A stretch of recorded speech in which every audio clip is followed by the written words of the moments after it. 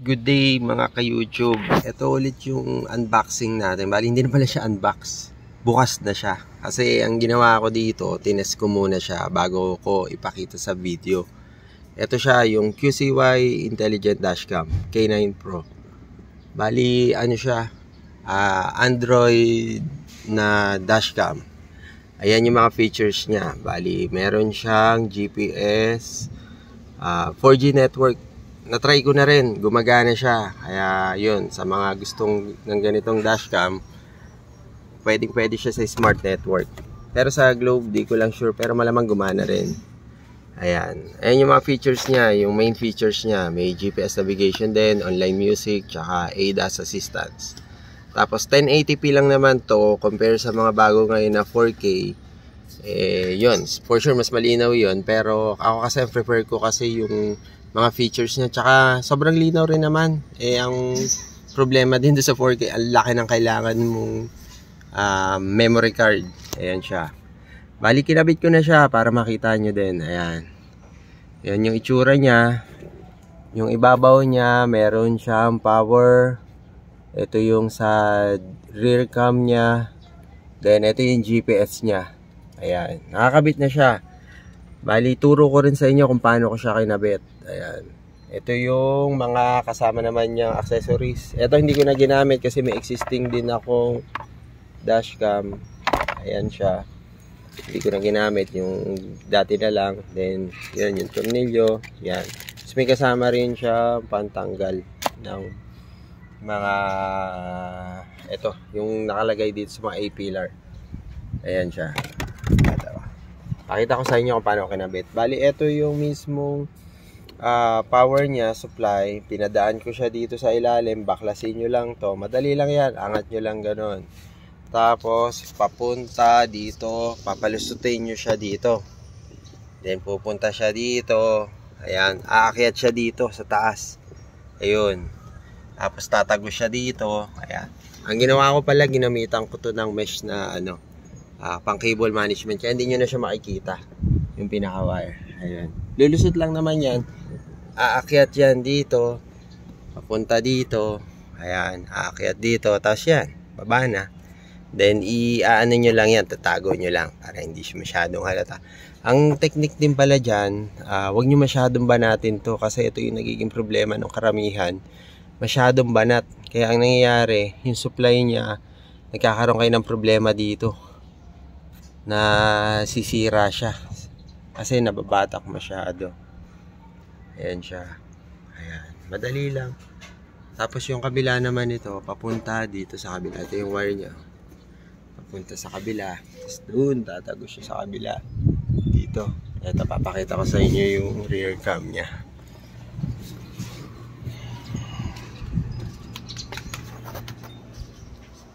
Ayan siya. Dito, bali papatagusin mo rin siya dito. Dito kasi siya lulusot. Dito. Tapos lulusot siya dito. Ito na siya. Ito ang ginawa ko. Pinalusot ko dito sa handle. Ito siya. Ayan. Tapos ito yung sa reverse. I-connect nyo lang naman. Tap nyo lang. Ito. Ayan siya. Kasi dalawa to. Yung isa sa Android na head unit, reverse cam din siya. Ito siya.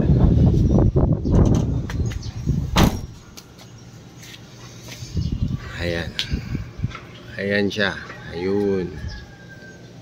Bali ang ginawa ko dito, may minor modification ako. Ang ginamit ko kasi dito yung parang plastic. Ito, sorry, madumi pala yung kuko ko. Na ano kasi. Ayan. Pero yun, plastic siya para hindi siya kinakalawang. Kasi yung dati ko, pag matagal na kinakalawang siya. Ayan. Ito yung sa reverse cam ko. Okay din siya, fish lens. Maganda rin siya. Ayan siya. Yan. Yan ang itsura niya. So, tara. Open natin.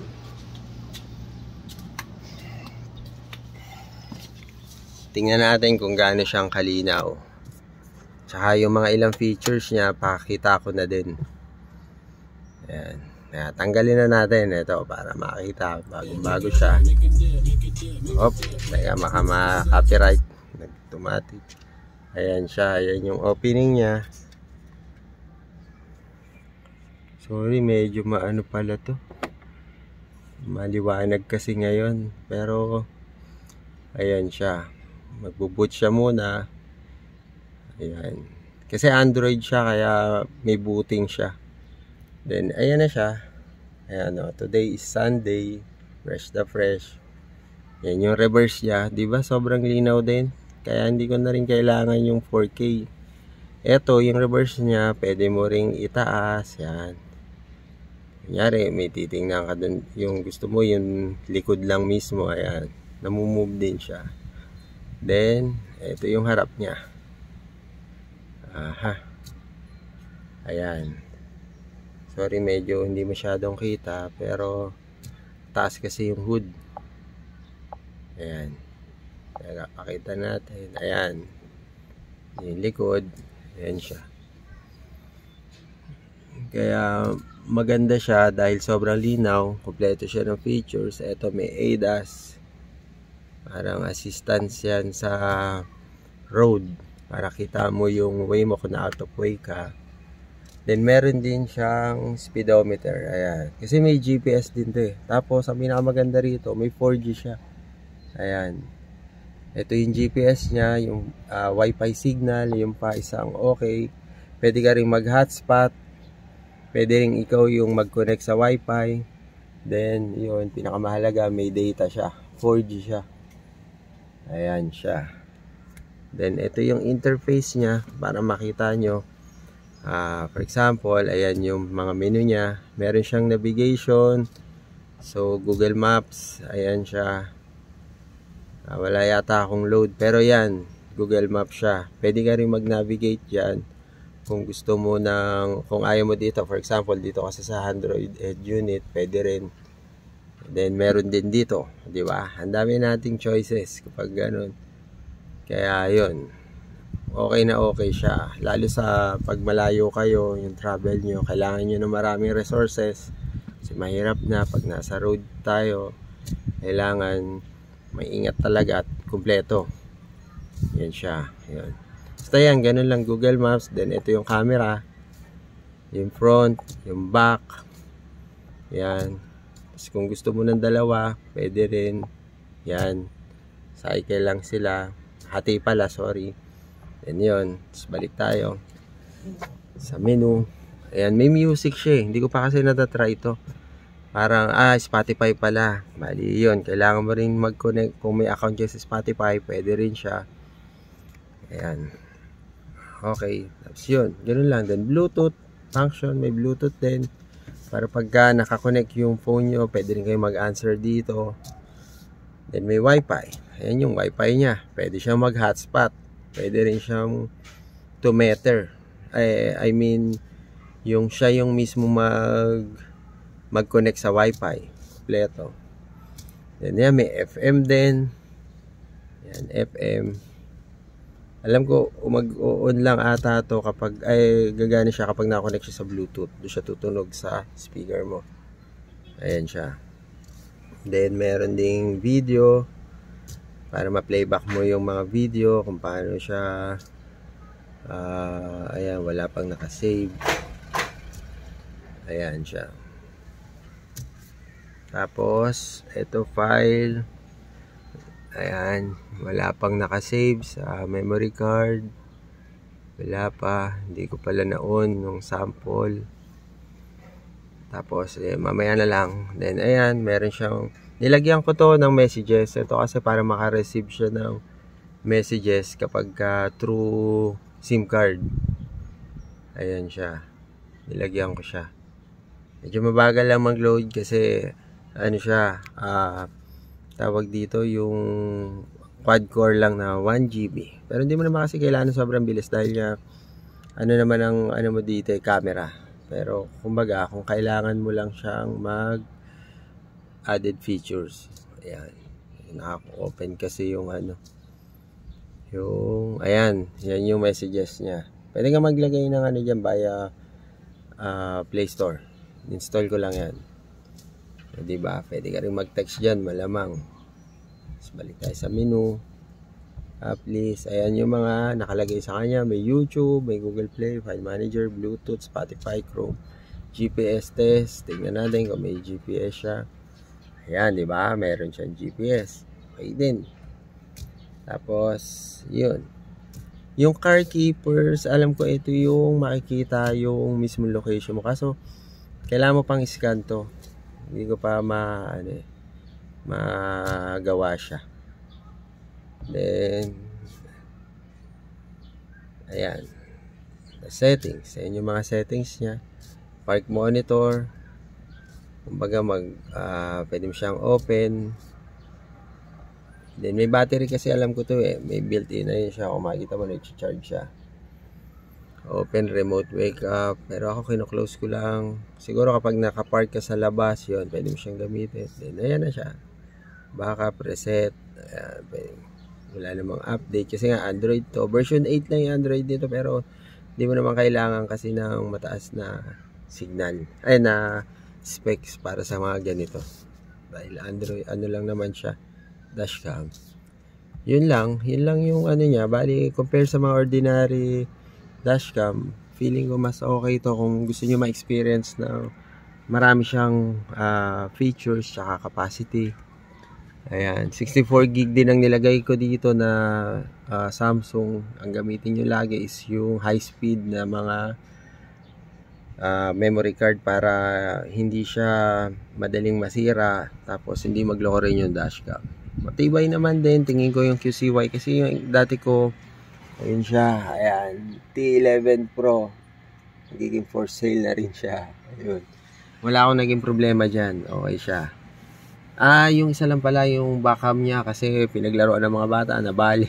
Pero bumili na lang ako ng replacement, okay naman din siya. Kaya wala ka ring magiging problema.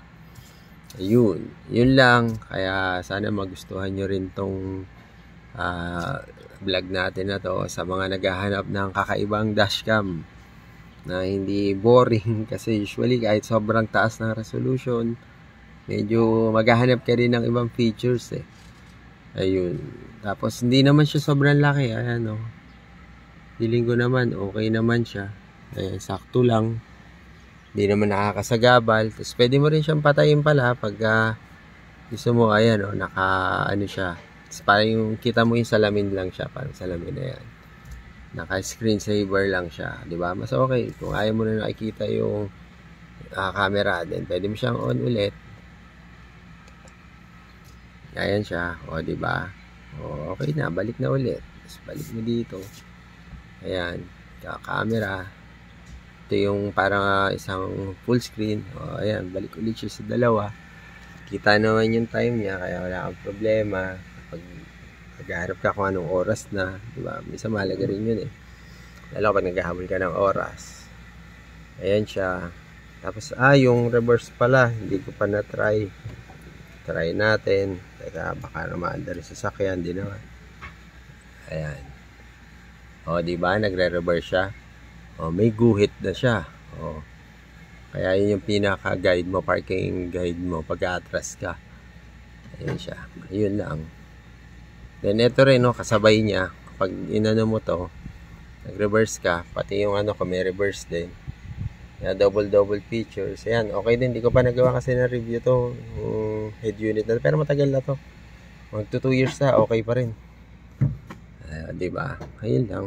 Kaya sa mga naghahanap ng QCY K9 Pro, ayan siya. Simple lang yung review natin, pero feeling ko madali rin, malaking tulong na siya. Pag-install, sobrang dali lang para makatipid din kayo kasi mahal din magpa-install magkano rin, minsan taga talaga kaya ako pinag-aralan ko na lang siya. Dali lang naman, kahit anong sasakyan niya, mapa kotse, mapa MPV, SUV, kakamukha lang ng install yan. Basta matyaga lang kayong mag-backlash. Or hindi man mag-backlash, yung mag-cable management kasi yan yung mga naka-wire na yan. Tsatsagayin mo lang palusutin. Gamit kayo yung alambre, o kaya mga cable tie para mapalusot nyo. Tatali nyo lang yung dulo ng wire. Tapos yun, okay na. Yun lang, hanggang sa muli. Tsaka pa-support na rin sa YouTube channel natin. Para marami pa rin tayong matulungan sa pag-i-install mga DIY. Yun, kamukha ako na hindi rin naman ako sobrang matagal nang nag-i-install, bali pinag-aralan ko lang. Yun lang, maraming salamat. Thank you. Good day sa lahat at ingat tayo palagi.